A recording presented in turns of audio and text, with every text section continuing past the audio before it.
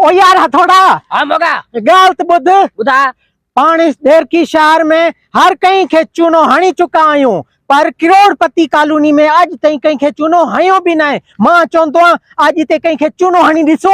यार गाल तो भली की वाकई इन करोड़पति कॉलोनी में के चूनो हयो ही ना है, पर कई की हणो यार शैतानी खोपड़ी घुमाए ॾिसां। घुमा घुमा मन का तल निकरी अचे। घुमा साईं। ओहो ॾिसां मो हमरा बीठो थी इनखे चूनो लगायूं था। पर पैसे वारो तो लगे ही कोन तो। कुछ ना कुछ पिटिया हूंदस पैसा। तो यारो मोबाइल आ ना वनी 5000 में देस। अरे 5000 में दे चले 40,000 मोबाइल 5000 में छोड़ा दो। ने भागा जिए भी करे 5000 में ना वरतई ना सस्तो मड़ी जा सुन के तोखे गाल बुधाया तो एक जींदा से आज जी दिहाड़ी पांजी खरी थियंदी। अरे वाह शिकिल आला भली गांधी भाई गाल भली की थी। मामा जास तो वने अस्सलाम वालेकुम साईं। वालेकुम अस्सलाम। मोबाइल खपाणो आ। मोबाइल खपाणो आ। हां इन क्यों नो सामू गली दिसो ता ए तू लेफ्ट को राइट वट दवे नो ते मोबाइल मार्केट दे वणो ते खपायो। यो घणो परे आ ता वट छडो मोबाइल मुका। ना सर मां वट ऑलरेडी मोबाइल है। नहीं सस्तो तो जाओ न 40,000 वालो मोबाइल 5000 में। 40,000 वालो मोबाइल 5000 में ते जा बकरिन जो सौदो हले तो जो मां तो में रियायत कराए बाबा माके वठणी ना है। तो के वठनी ना पर माके देणी है 3000 दे मोबाइल खणो। ई दिमाग खराब थी जबरदस्ती है वट पांजा मोबाइल। अल 500 दे बस मोबाइल रखो। अरे बा बीमार है अस्पताल में उबतो पयो है माके पैसे की जरूरत है वठो 500 में वठो बस। 500 में वठा। हां बाऊ तो बधाई हे वट 500 मेहरबानी। बुसरी वारी कार मुंह सुजाई इंदो आ किथे मोबाइल खसायत न आयो फिल्म पईजी वेंदी हाणे कीअं करूं यार तकड़ो थियणो पवंदो। हाँ थोड़ा मुंह खराब कईंदो आ छा थियो दे खबर। यार 40,000 वालो मोबाइल 500 में दी आयो मुंह खराब न थिंदो बे छा थिंदो। पैसा ॾिनई। हां 500 रुपया ॾिनई ॾिनई अने मां कम पंहिंजे तरफा पक्को करे आयो आहियां। हाँ हाणे सब शइ तुंहिंजे हथ में ॾेई ना मोबाइल विञाई।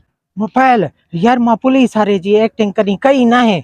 बाबा कई नते त हाणे बाक़ायदा के पुलिस वारो थी वञ जा न त समझी तो न रन भी वई त रिली भी वई। हिते छा कंदो बीठो आ। दिसे ना तो मोबाइल हलाया तो तू मोबाइल हले थो हिते चोरी थी वई आ पार्क में असांजी मोबाइल गुम थी वई आ। मोबाइल चोरी थी वई आ ता को थाने ते वणो ने ते पार्क में छा कंदा बताओ। थाने ते मोबाइल गुम न थी इते गुम थी आ मां पुलिस ऑफिसर आ मोगो आ लोकेशन ॾिठी आ त इते मोबाइल गुम थी आ। बोलो माके केड़ी खबर है यार मां से गलाए तो इए तो सां गिलाईंदुम तो बाकी पखियन परिंदन सां गिलाईंदुम हिते बियो शख्स कोई ज़ाहिर भी ना है। तू मोबाइल चुराई आ। मां तो के शकल को चोर लगांदो हां तोखे हींअर तलाशी ॾियणी पवंदी। मां छो तलाशी ॾियां पा मां चोर आ छा करे छा तो हाँ मोबाइल मिली वई तू चोर आ माखे भी तोते शक हुयो। अरे हथौड़ा वारो कर तुम्हारी मोबाइल मिली वई इंसाफ वठ हुई। साईं गाल तो बुधो मोबाइल यार। मिली वई। हाँ हे वठ मोबाइल।